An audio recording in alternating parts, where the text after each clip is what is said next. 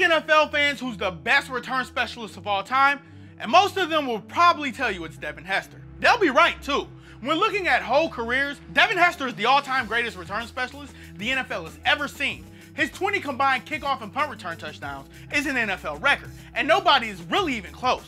But if we narrow the scope of the conversation a bit, if we ask who is the most explosive, the most exciting, and the most dangerous return specialist at the peak of his career, if the question is, what player in his prime would you most want to return a punt or kickoff with the game on the line? Well, that answer has to be Kansas City Chiefs legend Dante Hall. Dante Hall's peak was relatively short. He didn't score as many touchdowns as Devin Hester. He didn't rack up as many yards as other all-time greats like Brian Mitchell or Josh Cribbs or Mike Lewis. However, for one 10-game stretch over the course of the 2002 and 2003 season, Dante Hall, all 5'8", 187 pounds of him, was the greatest return specialist in the history of football. Because during that stretch, Hall scored an astounding 7 return touchdowns. 7. 3 off punt returns, 4 off kick returns. 7 touchdowns. Just 10 games. 7 touchdowns on special teams. How insane was that 10-game stretch? In 2003, there were 31 total return touchdowns across the NFL.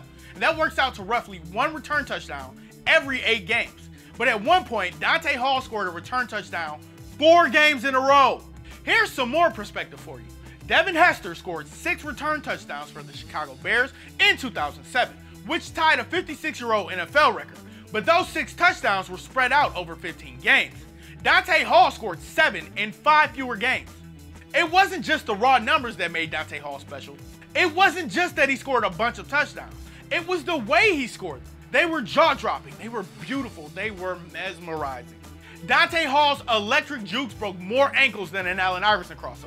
And he was so impossibly elusive, it sometimes felt like you were watching a game of Madden and the player you were playing against had a cheat code in. That's why during that 10-game stretch from 2002 to 2003, as Hall scored one bonkers touchdown after another, people started calling him the human joystick. It was like some angel up in heaven was controlling Dante Hall with a divine video game controller.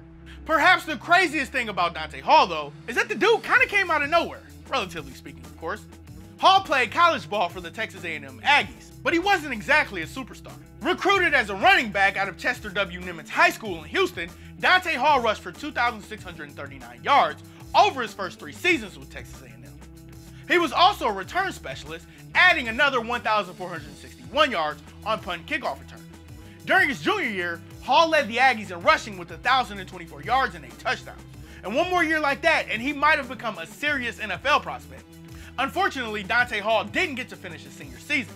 In November of 1999, Hall was booted off the team by then-coach R.C. Slocum for violating team rules. And at the time, Hall said it was because he kept parking his car in the wrong spot. And that, it turns out, was true. Of course, what Dante Hall didn't reveal at the time was that he was parking in spots reserved for the university president and members of the Board of Regents. Reflecting on the situation years later, Hall called himself an immature, naive knucklehead and said he doesn't blame Slocum for kicking him off the team. But of course, getting booted from the Aggies had a big impact on Hall's draft status. Instead of being selected in the 2nd or 3rd round, he was selected in the 5th round of the 2000 NFL Draft, 153rd overall by the Kansas City Chiefs. And Dante Hall didn't hit the ground running in Kansas City. He made just 5 appearances in his rookie season, returning 17 kickoffs and 6 punts for a grand total of 395 yards, 0 touchdowns. The following offseason, Chiefs head coach Dick Vermeil, who'd always been a big believer in Hall's potential, sent him over to NFL Europe to see if they could turn him into a wide receiver. And that really didn't work out so well. He's telling me, hey, we're going to send you over to Glasgow, Scotland, and I need you to learn how to be a receiver. Play receiver? I've never played receiver in my life. Seeing as how Dante Hall was still just 5'8". However, Hall did lead NFL Europe with 26 kickoff returns for 635 yards, and he finished 2nd in punt returns with 15 for 177 yards. So the following year, the Chiefs decided to have Dante Hall focus primarily on returning. And in 2001, after Vermeil sat Hall down and gave him a pep talk, comparing him to Rams great Isaac Akeem, Dante Hall had a pretty solid year. He appeared in 13 games, returning 32 punts for 235 yards and 43 kickoffs for 969 yards. Hall didn't score any touchdowns, but he was getting better. It was more of the same in 2002, at least at first. Dante Hall put up respectable numbers as a return specialist through the first 11 games of the season. but he still didn't score any return touchdowns in those first 11 games. His only appearance in the end zone came as a wide receiver in Week 5 versus the Jets. But in Week 13, during the Chiefs' 12th game of the season, everything changed forever. Dante Hall went on the greatest 10-game kick return scoring spree in NFL history. It all started on December 1st, 2002, in the first quarter of a 49-0 blowout over the Arizona Cardinals. Dante Hall caught a punt at the 10-yard line and sliced across the middle of the field, taking the ball all the way into the Cardinals' end zone for the first return touchdown of his NFL career. That punt return touchdown against the Cardinals didn't exactly grab the NFL's attention, but Hall's performance the following week certainly did.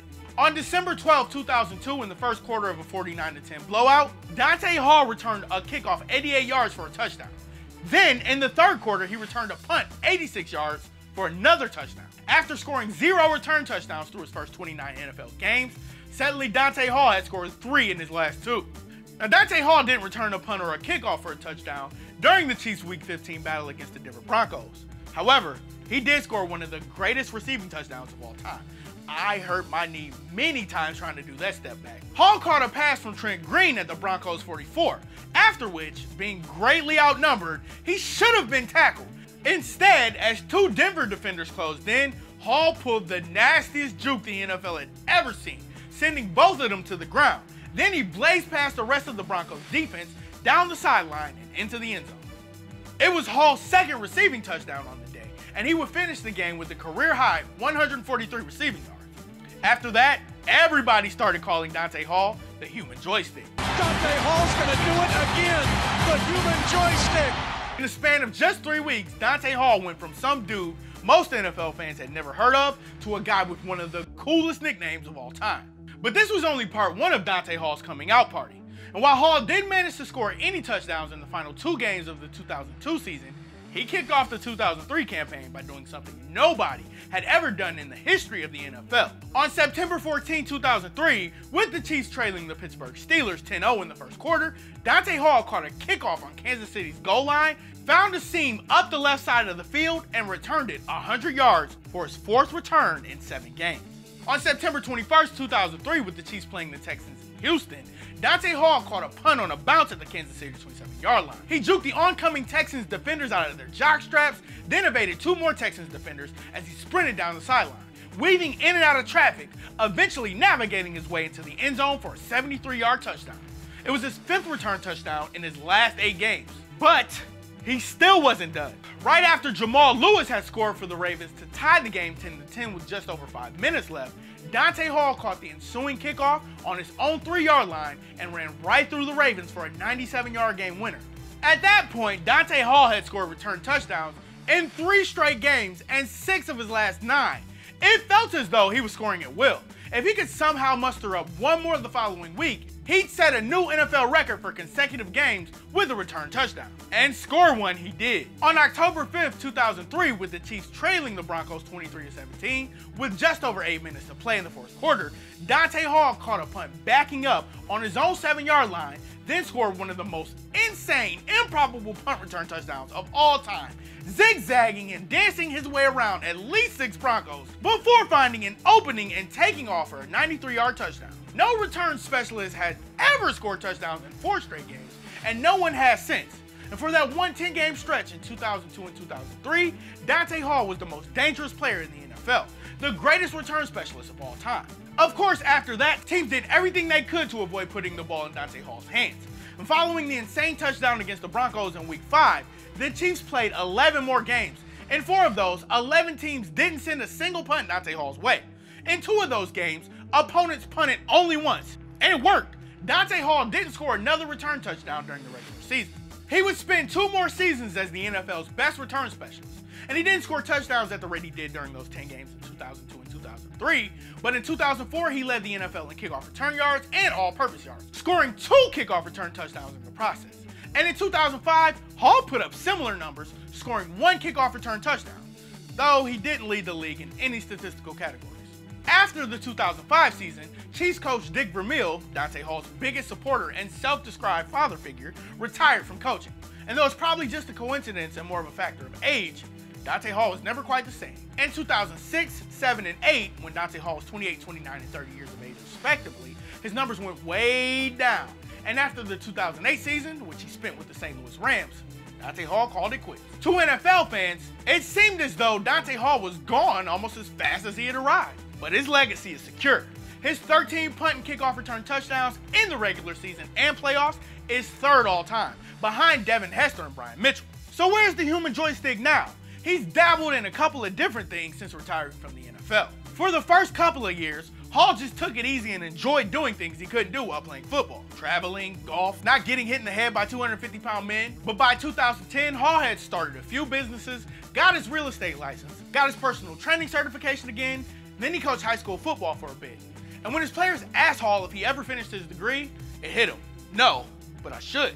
So in 2014, Dante Hall went back to Texas A&M.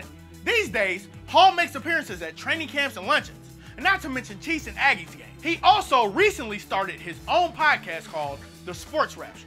The father of two is mostly focused on being a dad, something he never had himself.